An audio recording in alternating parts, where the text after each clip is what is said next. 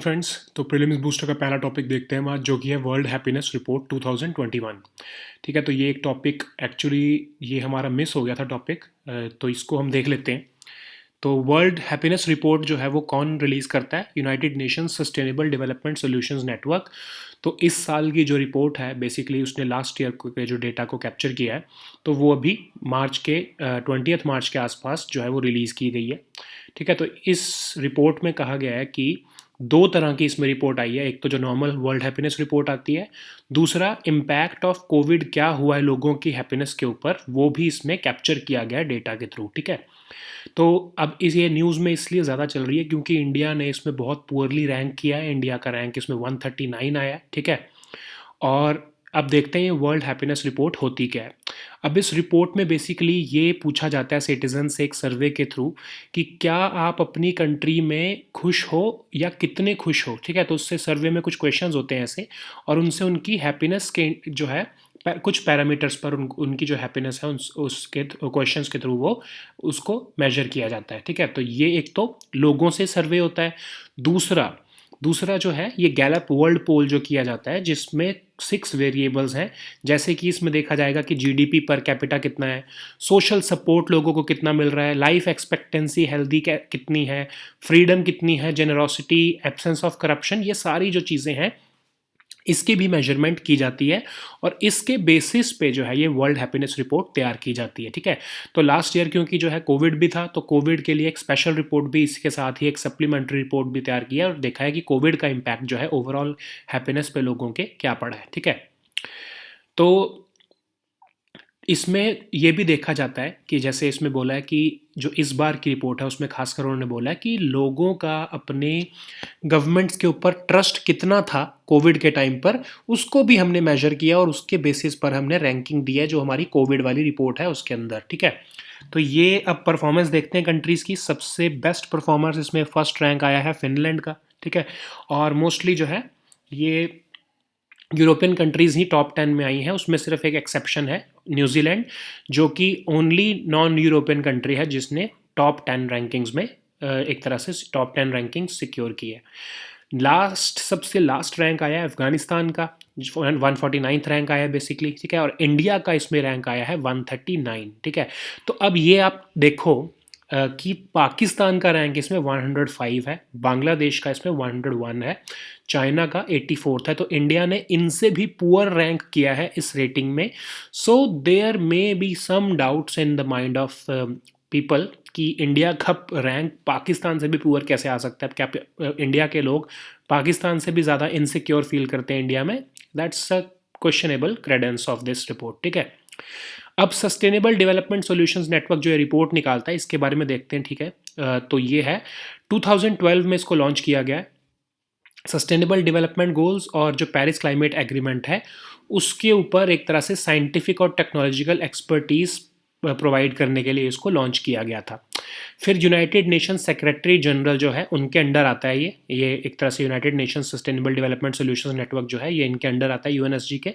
और ये बर्टल्समैन स्टिफ्टंग के साथ मिलके एनुअल एसडीजी इंडेक्स और डैशबोर्ड्स ग्लोबल रिपोर्ट भी निकाल रहा है 2016 से। ठीक है, तो ये हमारे लिए इसलिए इंपॉर्टेंट है। याद रखना कि वर्ल्ड हैप्पीनेस रिपोर्ट जो है अब जनरली हमारे माइंड में आ सकता है कि वर्ल्ड बैंक निकालता हो या कोई और इंस्टीट्यूशन आता हो, लेकिन ये एसडीएसएन जो है ये इस रिपोर्ट को निकालता है। ठीक है, नेक्स्ट हमारा टॉपिक है इंश्योरेंस अमेंडमेंट बिल 2021। तो अब ये पार्लियामेंट में पास हो गया जिसमें कि एफडीआई बढ़ा दिया गया इंश्योरेंस कंपनीज में। पहले 49% था, उसको बढ़ाकर अब 74% कर दिया गया। ठीक है, तो देखते हैं चेंजेस क्या क्या किए गए हैं।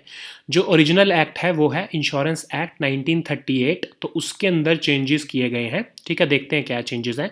सबसे पहला चेंज जो देखते हैं फॉरेन इन्वेस्टमेंट के कंटेक्स्ट में क्या चेंज किया गया है। जो ओरिजिनल एक्ट है 1938 का, ऑफ कोर्स जिसके अंदर बार बार अमेंडमेंट्स हुई हैं, तो जो इससे मतलब जो अभी जो एक्ट है हमारा, जो एट प्रेजेंट जो इंश्योरेंस एक्ट है, वो कहता है कि फॉरेन इन्वेस्टमेंट जो है, फॉरेन इन्वेस्टर सिर्फ 49% तक ही अलाउड है, एफडीआई 49% तक अलाउड है। ठीक है, और वो तभी कैपिटल आ सकती है, उसी कंपनी में आ सकती है जो कि owned and controlled by an Indian entity हो। ठीक है, अब मतलब कि एक इंश्योरेंस कंपनी जो कि ओन्ड और कंट्रोल्ड बाय किसी इंडियन एंटिटी हो, उसके अंदर हम 49% तक की फॉरेन इन्वेस्टर्स को अलाउ करते हैं फंडिंग का, ठीक है, इन्वेस्टमेंट का बेसिकली। तो ये अभी का जो हमारा एक्ट है उसकी टर्म्स एंड कंडीशंस है। लेकिन जो ये बिल अब आया है, जो पार्लियामेंट में पास हुआ है, उसने उस लिमिट को बढ़ा के कर दिया है 74%। और जो ये रिस्ट्रिक्शन है ओनरशिप और कंट्रोल की, जो कि इंडियन, जो हमारा अभी अभी वाला जो एक्ट जो कहता है कि इंडियन एंटिटी ओन और कंट्रोल करती होनी चाहिए, वो वाली रिस्ट्रिक्शन को भी हटा दिया गया है। मतलब अब कोई फॉरेन एंटिटी भी अगर कंट्रोल कर रही है उसको, तो उसकी ओन कर रही है और कंट्रोल कर रही है, उसमें भी एक तरह से एफडीआई की लिमिट जो है वो 74% हो जाएगी, ठीक है। लेकिन ऑफ कोर्स गवर्नमेंट ने बोला कि it will prescribe some conditions with time, will see कि क्या कंडीशंस प्रिस्क्राइब की जाती हैं उसके लिए, ठीक है। एक है इन्वेस्टमेंट ऑफ एसेट्स, इस क्लॉज में भी चेंज लाया गया है। अभी क्या होता है कि आपका और मेरा जो हमारा इंश्योरेंस का हम प्रीमियम भरते हैं, जो भी हमारा पैसा है, उसको कहा जाता है अभी के एक्ट के बेसिस पे कि आपको इंडिया में ही उसको है रखना पड़ेगा, ठीक है, ताकि कल को आपको, अब समझ लो कि कोई फॉरेन इंश्योरेंस कंपनी है, ठीक है, तो इंडिया में से वो पैसा, जो प्रीमियम का पैसा इकट्ठा करती है, वो उसको बाहर उतना ना लेके, ऑफ कोर्स वो बाहर लेके ही जाएंगे कुछ, क्योंकि वो प्रॉफिट्स तो अपना शिफ्ट करेंगे ही बाहर को, लेकिन वो इतना शिफ्ट ना करें बाहर कि सारा वो पैसा बाहर ले गए और जब यहाँ पर क्लेम देने की बारी आई तो उनके पास इंडिया में उतना पैसा था ही नहीं और वो यहाँ से गायब हो गए, ठीक है। तो ये इस चीज़ को बचाने के लिए एक प्रोविज़न डाला गया था कि अगर इंश्योरर जो है वो उसकी कंपनी या तो बाहर इनकॉर्पोरेट हुई है, मतलब रजिस्टर्ड है, या फिर डोमिसाइल ही बाहर है उस कंपनी का, तो उस कंपनी को एक ट्रस्ट बनाना पड़ेगा जिसके ट्रस्टी इंडियन रेजिडेंट्स होंगे, और उस ट्रस्ट में इतना पैसा एटलीस्ट रखना पड़ेगा कि अगर कल जितनी भी उनकी इंश्योरेंस की लाइबिलिटीज़ हैं वो उसको पूरा कर सके, ठीक है। और किस किस पे प्रोविजन ये लागू होता था? जिस कंपनी में 33% जो कैपिटल है वो आउटसाइड इंडिया, मतलब जो फॉरेनर्स के पास एक तरह से ओन करते हैं। अब कोई भी कंपनी जिसमें 33% जो कैपिटल है वो फॉरेनर्स ओन करते थे, या फिर 33% जो मेंबर्स थे जो गवर्निंग बॉडी के उस कंपनी के, वो आउट फॉरेनर्स थे, उन पर ये प्रोविजंस लागू होता था। उन कंपनीज को ये एक ऐसा ट्रस्ट बनाना पड़ता था, और इस प्रोविज़न को भी ये बिल जो है वो रिमूव कर रहा है। तो बेसिकली एक तरह से जो एक सेफ्टी विंडो थी हमारे इंश्योरेंस में, उसको रिमूव कर रहा है ये जो है हमारी फॉरेन कंपनीज, ताकि हमारे जो उनकी इंश्योरेंस की लाइबिलिटी है वो सारा पैसा बाहर ना ले जाएं, उसके लिए जो प्रोविज़न बनाया गया था उस प्रोविज़न को ये बिल रिमूव कर रहा है। इससे क्या होगा?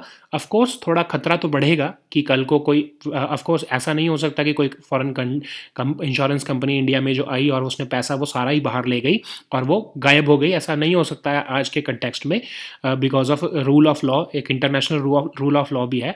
लेकिन एक ये प्रोविज़न ज़रूर है कि इससे बहुत सारी कंपनीज जो भी नहीं पार्टिसिपेट कर रही थी इंडिया के इंश्योरेंस मार्केट में, वो अब पार्टिसिपेट कर पाएंगी, क्योंकि वो अपने असेट्स को मन चाहे टाइम पर कभी भी वो कभी वो फॉरेन भी लेके जा सकते हैं और इंडिया में चाहे तो इंडिया में भी रख सकती हैं। तो उनको एक फ्रीडम दी है, उसकी वजह से जो है फॉरेन कंपनीज जो है, फॉरेन इंश्योरेंस कंपनीज इंडिया में पार्टिसिपेट करने लगेंगी, ठीक है। नेक्स्ट टॉपिक है हमारा नेशनल हेल्थ मिशन। तो अभी यूनियन कैबिनेट ने नेशनल हेल्थ मिशन जो है उसकी परफॉर्मेंस कैसी रही है फाइनेंशियल ईयर 2019-20 में, उसके ऊपर जो है भी एक तरह से जो उसको अप्राइज किया है, ठीक है, उसको अप्राइज किया गया यूनियन कैबिनेट को कि क्या क्या प्रोग्रेस रही है नेशनल हेल्थ मिशन की, ठीक है। अब देखते हैं कि जो है हेल्थ मिनिस्ट्री ने क्या क्या बताया। हेल्थ मिनिस्टर बेसिकली रिप्रेजेंट कर रहे थे, उन्होंने क्या क्या बोला है। उन्होंने बोला है कि जो सांस इनिशिएटिव जो है, जिससे कि हम चाइल्डहुड निमोनिया को कम करना चाहते हैं, वो इस साल हमने लॉन्च किया। फिर हमने सुमन इनिशिएटिव लॉन्च किया, जिससे हमारा फोकस मैटरनल और नियोनेटल हेल्थ पे था। फिर हमने मिडवाइफ सर्विसेज इनिशिएटिव को लॉन्च किया है इस साल, जिससे कि हमने जो नर्स प्रैक्टिशनर्स जो मिडवाइफ का रोल करना चाहती थी, जो कि रिप्रोडक्टिव, मैटरनल और new born health care services provide करती हैं हमारी मिडवाइफ्स, वो एक कार्डर तैयार किया है हमने नर्स प्रैक्टिशनर्स का इस इनिशिएटिव के थ्रू। और स्कूल हेल्थ और वेलनेस एम्बेसडर्स इनिशिएटिव भी हमने मिनिस्ट्री ऑफ एजुकेशन के साथ मिलकर लॉन्च किया है, जिससे हम एक्टिव लाइफस्टाइल जो है अमंग स्कूल चिल्ड्रन उसको प्रमोट करना चाहते हैं, ठीक है। तो कैबिनेट को ये बताया गया है कि ये इनिशिएटिव्स जो हैं वो नेशनल हेल्थ मिशन के अंदर हमने पिछले साल में बेसिकली इस फाइनेंशियल ईयर में हमने ये सारे लॉन्च किए हैं। ठीक है, तो ये बताना पड़ता है, विल सी, अभी हम आगे देखते हैं कि क्यों बताना पड़ता है। ठीक है, इसका भी रीज़न है, कैबिनेट को क्यों बताना पड़ता है कि क्या प्रोग्रेस रही है। ठीक है, तो बैकग्राउंड देखते हैं। नेशनल रूरल हेल्थ मिशन, अब ये नेशनल हेल्थ मिशन जो है वो एक बहुत एक अम्ब्रेला स्कीम है जो हमने सबसे पहले लॉन्च किया था। हमने किया था नेशनल रूरल हेल्थ मिशन, 2005 में इसको लॉन्च किया गया था। रूरल पॉपुलेशन को बेसिकली हेल्थ जो है वो अफोर्डेबल और एक्सेसिबल और क्वालिटी प्रोवाइड करने के लिए उसको लॉन्च किया गया था।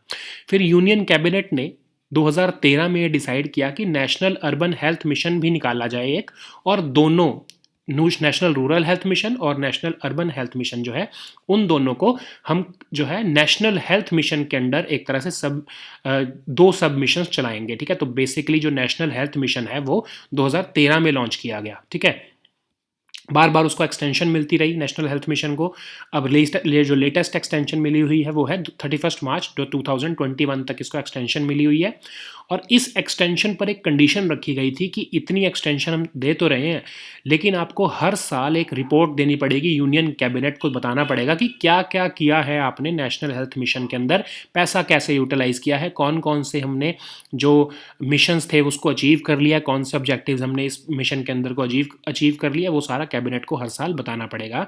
उसके बाद ही हम नेक्स्ट जो है एक्सटेंशन दे पाएंगे। ठीक है, तो इसीलिए जो है ये जो है यूनियन कैबिनेट को एक तरह से ये रिपोर्ट जो है दी गई है कि इस साल हमने क्या क्या किया, उसी के बेसिस पर जो है नेक्स्ट एक्सटेंशन जो मिलेगी नेशनल हेल्थ मिशन को तभी मिलेगी। ठीक है, अब थोड़ा और देखते हैं नेशनल हेल्थ मिशन के बारे में।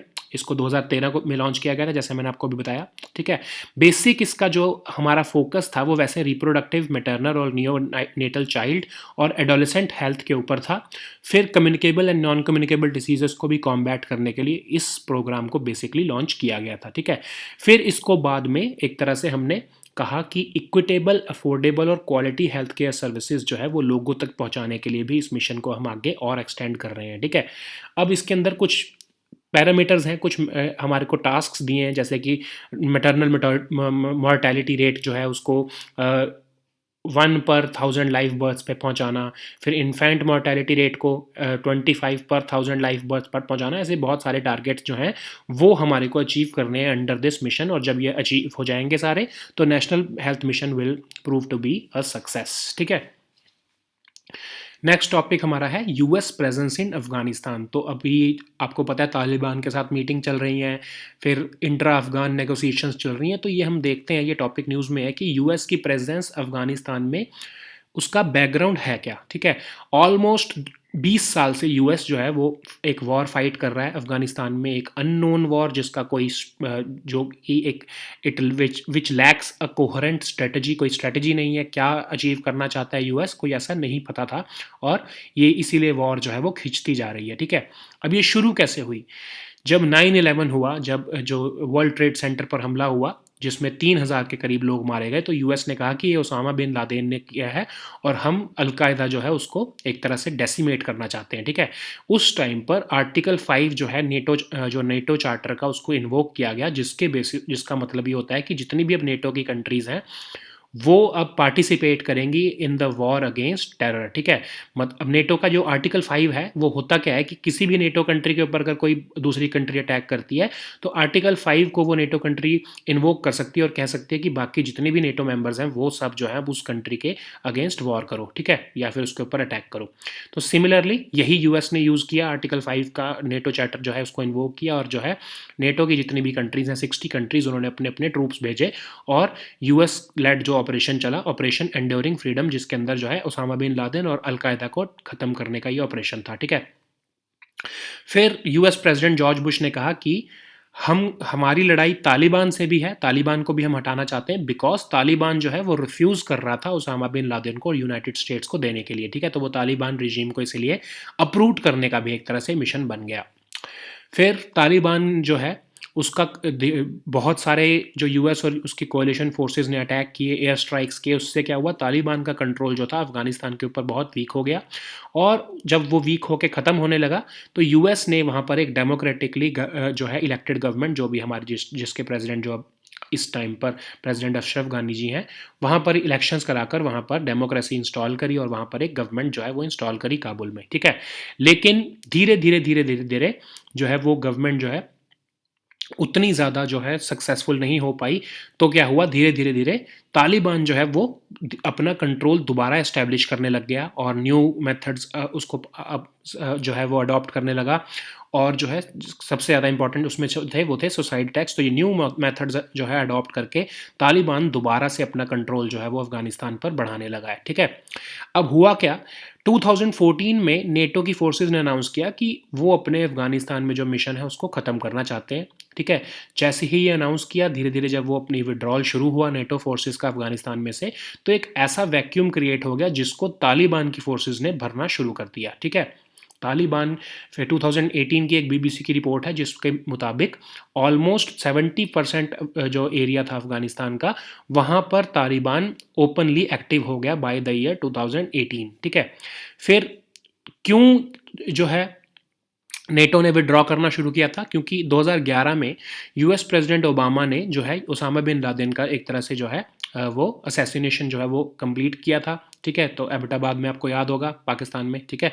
तो ऑपरेशन नेपच्यून स्पेयर जब ये कंप्लीट हुआ तो यूएस के पास कोई रीज़न नहीं रह गया, उनका जो मेन ऑब्जेक्टिव था कि उसामा बिन लादेन को टारगेट करना और अलकायदा को ख़त्म करना, वो जब उन्होंने अचीव कर लिया तो जो है ओबामा जो है प्रेसिडेंट ओबामा है, उन्होंने कहा कि we are contemplating withdrawal of US military forces from Afghanistan, ठीक है।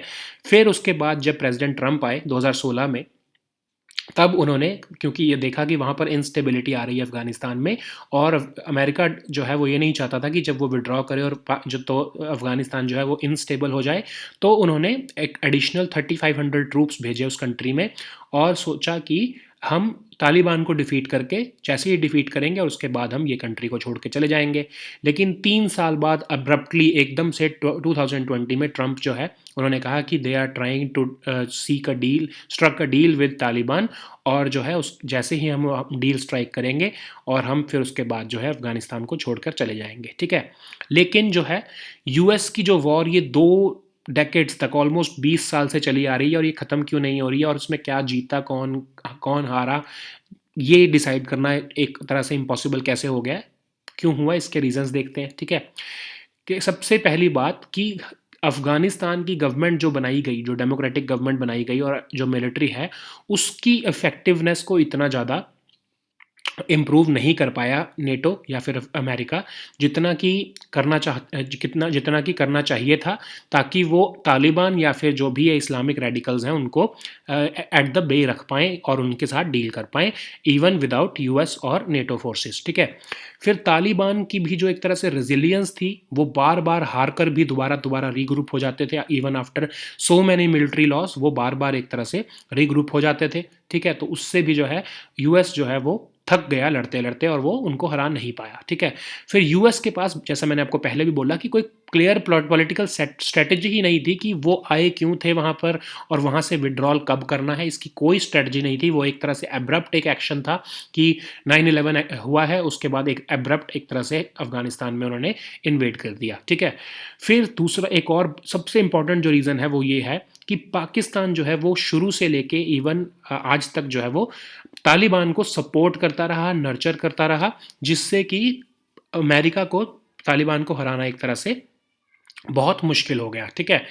अब जब यहाँ पर बात चल रही है कि US will withdraw from Afghanistan, तो हम ये देख रहे हैं कि अब अगर यूएस विड्रॉ कर लेता है तो सिर्फ तालिबान ही नहीं अफगानिस्तान पे आएगा, इवन हम देख रहे हैं कि इस्लामिक स्टेट जो है आईएसआईएस है उसकी भी प्रेजेंस इंक्रीज होती जा रही है। तो this will be a very big blow to democratic forces in Afghanistan और हमारे जो है जो इस रीजन के लिए पीस के लिए वो अच्छा नहीं है, ठीक है।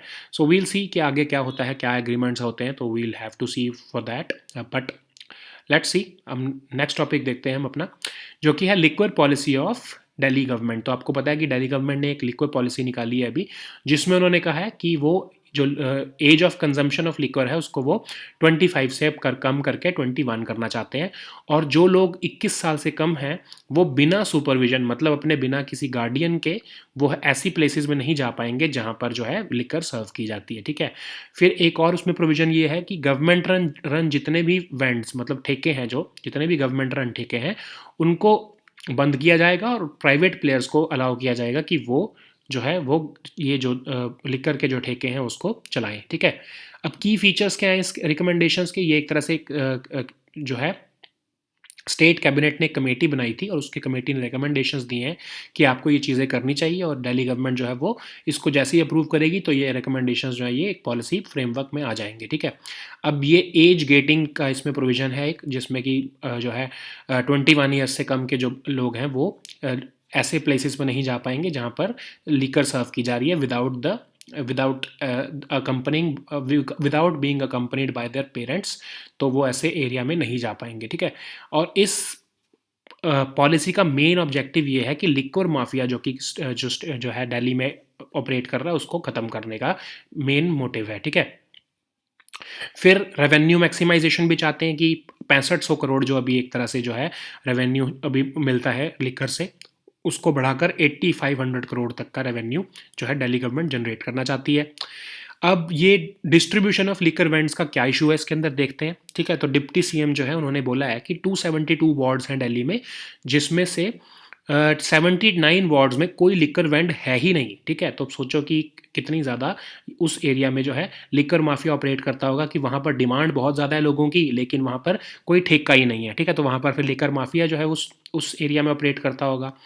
फिर 45 वार्ड्स हैं जहाँ पर सिर्फ 2 लिकर वेंड्स हैं। ठीक है, और 34 वार्ड्स ऐसे हैं जहाँ पर सिर्फ 3 जो लिकर वेंड्स हैं। ठीक है, फिर 14 वार्ड्स में कहा गया है कि मोर देन 11 वेंड्स हैं, और 40 वार्ड्स ऐसे हैं उसमें जिसमें 6 से 10 वेंड्स हैं। ठीक है, तो गवर्नमेंट चाहती है कि इसकी ऐसी रीडिस्ट्रीब्यूशन की जाए कि हर वार्ड में एटलीस्ट जो है 3 वेंड्स जो है हर वार्ड में, मतलब मिनिमम 3 ठेके जो है वो ज़रूर हों। ठीक है, इससे क्या होगा कि लिक्वर माफिया जो है वो टूट जाएगा कि अब हर एरिया जहाँ पर पहले नहीं था ठेका, वहाँ पर अगर ठेका खुल जाएगा तो जो लिक्वर माफिया है वो ऑपरेट नहीं कर पाएगा, because people will start buying from these vends. ठीक है, कोई इलिसिट ट्रेड नहीं हो पाएगा, कोई जो है इलीगल वेंड्स नहीं ओपन हो पाएंगे। ठीक है, तो उससे क्या होगा, लिकर माफिया को एक तरह से ब्लो लगेगा।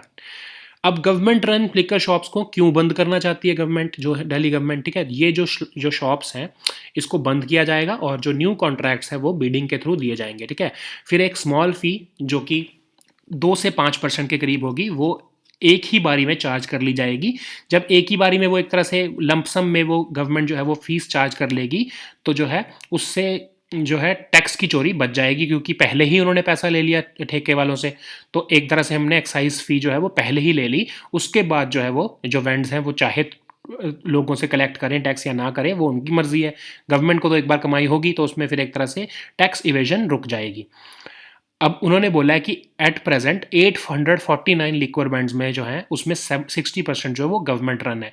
ठीक है, और ये गवर्नमेंट का डेटा कहता है कि 50% जो रेवेन्यू है वो सिर्फ 189 शॉप्स से आता है। ठीक है, और इस 189 शॉप्स में से भी जो हाफ का रेवेन्यू है वो सिर्फ 46 वार्ड में से आता है। ठीक है, तो मतलब जो कंसंट्रेशन है वो बहुत स्क्यूड है कि कुछ जगह पे तो बहुत ज़्यादा वेंड्स है और उनका बहुत ज़्यादा रेवेन्यू जनरेट होता है, और कुछ एरियाज़ में वेंड्स नहीं है और उनका रेवेन्यू जनरेट अच्छा नहीं होता है। ठीक है, और कुछ अब ये गवर्नमेंट वाली जो डेटा है इसके अंदर देखो कि गवर्नमेंट रन जो लिकर शॉप्स हैं उसमें कुछ तो बहुत एफिशिएंटली फंक्शन कर रहे हैं और कुछ में जो है वहाँ से रेवेन्यू जनरेशन बिल्कुल भी नहीं हो रहा है। ठीक है, तो ये सारा जो है जो एक तरह से स्क्यूड जो ये रेशियो है रेवेन्यू की, इस सब का इलाज यही है कि सबको प्राइवेटाइज कर दिया जाए और एक तरह से ईच वार्ड इसकी डिस्ट्रीब्यूशन इतनी अच्छी तरीके से की जाए कि हर वार्ड में जो है वो 3 वेंड्स हो जाए, जिससे कि ऑलमोस्ट हमें पता लग जाएगा कि कौन सा जो है वो वेंड वो अच्छा परफॉर्म नहीं कर रहा है और क्या उसके पीछे रीजंस हैं। ठीक है, नेक्स्ट टॉपिक हमारा है पार्सोमिया। तो लॉस ऑफ स्मेल जिसको एनोस्मिया कहते हैं हम, ठीक है, वो तो हमको पता ही है कि वो एक सिम्टम है कि आपको लॉस ऑफ स्मेल होने लगता है कोविड में। लेकिन कुछ लोगों को ने ये देखा है कि पैरोस्मिया भी होने लग जाता है। ठीक है, अब ये पैरोस्मिया क्या चीज़ है? एक तरह ये है परसेप्शन ऑफ ओडर्स जो है उसमें चेंज आना, ठीक है। तो मतलब जैसे इसमें सबसे फेमस क्या है कि कॉफ़ी की जो स्मेल है वो एक बर्न्ड टोस्ट की तरह आने लग जाती है, ठीक है। तो मतलब हमारी जो ऑल फैक्ट्री जो है न्यूरॉन्स हैं जो कि हमारे को हेल्प करते हैं कि स्मेल को हम करके स्मेल करके हम बता सकते हैं कि ये चीज़ है, उनकी जो वो जो सेंसेस हैं वो ख़राब हो जाते हैं, जिसकी वजह से जो है उनको पता नहीं लगता कि क्या चीज़ कौन सी है, ठीक है। मतलब कि जो है distortions of the sense of smell हो जाती है। और जो ये खासकर हो रहा है जो कि कोविड पेशेंट्स में हो रहा है जब वो ठीक हो जाते हैं, ठीक है। तो कुछ सर्टेन ऑर्डर्स हैं जो कि जो है जो ये ऑल्फैक्टरी न्यूरॉन्स हैं वो पहचान नहीं पाते हैं उसको। हम एक तरह से, और कई बार वो उसको अनप्लेजेंट सी कोई स्मेल दे देते हैं उसकी बजाय, ताकि जो हमारी जो ह्यूमन ब्रेन है वो उसको पहचान नहीं पाता है। तो इस कंसेप्ट को हम कहते हैं पेरोस्मिया, आई एम सॉरी। अब ये पेरोस्मिया है क्या, क्यों क्यों होता है ये खासकर तब होता है कि या तो कभी कोई इंजरी हो गई हो हमारे जो है ऑल्फैक्टरी न्यूरॉन्स पे, या फिर हमारे को हम एक तरह से वायरस का अटैक हुआ हो जिससे हम अब रिकवर कर रही है बॉडी, तो भी एक तरह से ये एक टेम्पररी कंडीशन हो सकती है। ऑफ कोर्स ये एक टेम्पररी कंडीशन है और ये हार्मफुल भी नहीं है। अब इसके लिए डिफरेंट डिफरेंट जो है वो सोल्यूशंस ढूंढे जा रहे हैं कि कैसे इसको ठीक कर रखा जाए।